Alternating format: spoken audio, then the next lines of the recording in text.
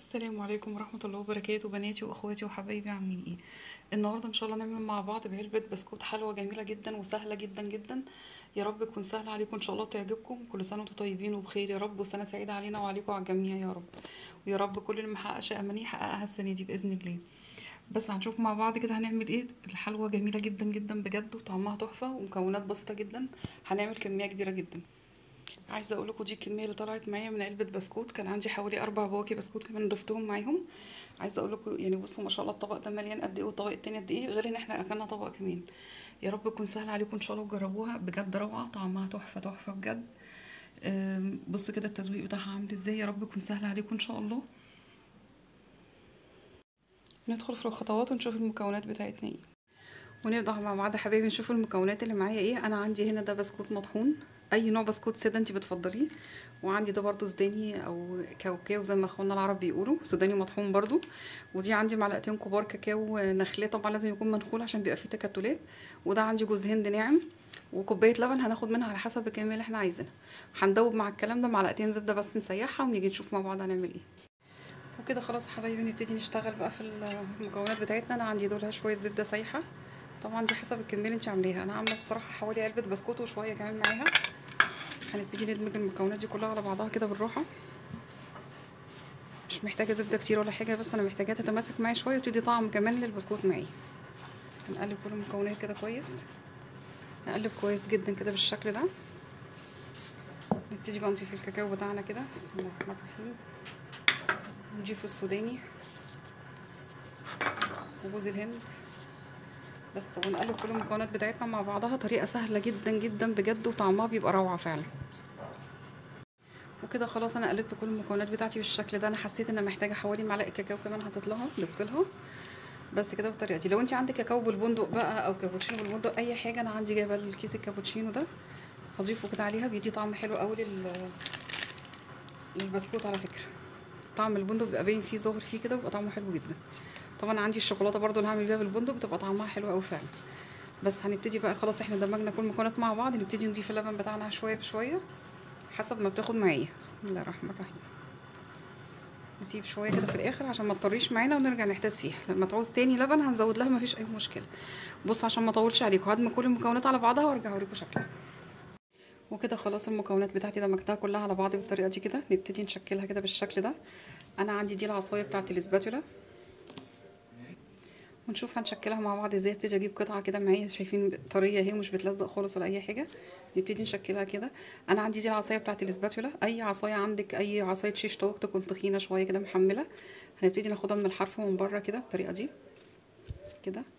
هنعملها زي صبع كفته كده. انا دهنتها دهنه زيت صغيره معايا بس عشان ما تلزقش معايا، عشان اعرف اسحبها كده. شايفين شكلها كده فاضيه من جوه ازاي. ده اللي انا محتاجاه. هوريكم هنعمل ايه. عندي بقى الكريم كراميل اللي احنا عملناه مع بعض. نبتدي نجيبه كده بالشكل ده اهو، حاطاه في كيس حلواني او ممكن تحطيه في كيس بس من غير اي حاجه. تدخليه جوه كده. شايفين الطريقه كده عامله ازاي اهي. هتبتدي تحشيه كده، اقفليها كده خالص معايا من الجنب ده كده تساوي بس الشكل بتاعها النهائي. لو انت حاسه انها مفتوحه ولا حاجه حطي حته كرات حته عجينه كمان من العجينه بتاعتنا اللي احنا عاملينها كده بالشكل ده. شايفين شكلها كده. محتاجه بس تستوى شويه، شكلها روعه بجد. ان شاء الله الطريقه تكون سهله عليكم. نعمل كمان واحده مع بعض ونشوف شكلها. ونبتدي نعمل كمان واحده مع بعض كده بالطريقه دي اهي كده بالشكل ده. ممكن نعمل كده وممكن نعملهاش كده خالص، اصلا نعملها كور عاديه جدا ما فيهاش اي مشكله. مش لازم حشو على فكره، طبعا الحشو ده حسب الرغبه، بس هي الصراحه بتدي طعم حلو جدا يعني كده بالشكل ده اهي. هسحبها كده بالراحه كده بالشكل ده اهي. شايفين مفرغه معايا ازاي من جوه. نبتدي نضيف الكراميل بتاعنا اهو. طبعا مش شرط تمليه على الاخر، سيبي برضو مكان صغير خالص للقفله بتاعتها اهي كده. اظن هي كده ايه باينه واضحه وسهله جدا اهي كده.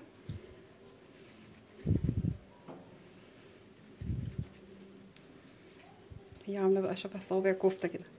طريقتها حلوه طعمها حلو قوي على فكره. طبعا بسيبها تتجمد معايا خالص في التلاجة عشان اقدر اتحكم فيها واقدر ازوقها بالشوكولاته بتاعتي كده. بس هكمل باقي كميه وارجع لكم. نبتدي كده نعمل شكل تاني معايا زي شكل الكوره كده. نفرغها كده من النص ونبتدي برضو نضيف فيها كريم كراميل، ما نكترش قوي يا جماعه عشان ما تفكش معايا وتبهدلي الدنيا. اهي كده، اهي زي ما قلت لكم ممكن نعمل كذا شكل. شايفين كده الشكل عامل ازاي؟ نعمل كمان واحده مع بعض برضو كده بالطريقه دي.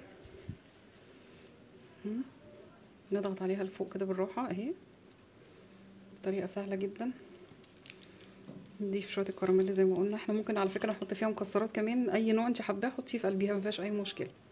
ممكن نحشي بدل الكريم كراميل شوكولاته.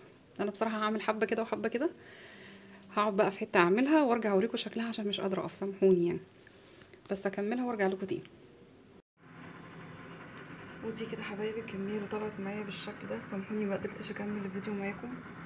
احنا طبعا خلصنا الكرات بتاعتنا، ضفناها في شوكولاته سايحه سواء شوكولاته بيضاء او سودا زي ما انت حابه، وحطيناها على ورق كده بالشكل ده، وعملنا اكسسوار بقى، حطينا حاجات سبري اللي هو اللي بيلمع الفضي والذهبي، وحطينا سوداني وجوز هند، سكر الوان، كل اللي انت عايزاه بقى ضيفيه في الوقت ده. بس دي كده الكميه اللي طلعت معايا، قلت اوريكم شكلها في الاخر. يا رب تكون سهله عليكم ان شاء الله تجربوها. ما تنسونيش في لايك وشير وتفعلوا الجرس عشان يوصلكم كل الاشعارات ان شاء الله. السلام عليكم.